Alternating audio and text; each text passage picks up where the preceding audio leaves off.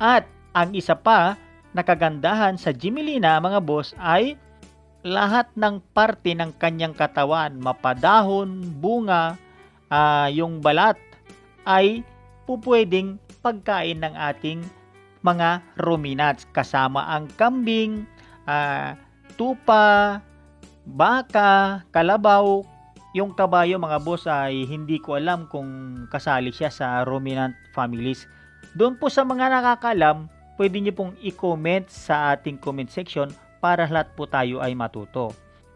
Itong pilapil na to mga boss, ang una naming tinamnan noon ng mulberry. Kukunti pa lang yung kambing namin noon, tatatlo pa lang, kaya abundansya talaga sila ng pagkain. At ang mulberry mga boss ay maraming purpose din.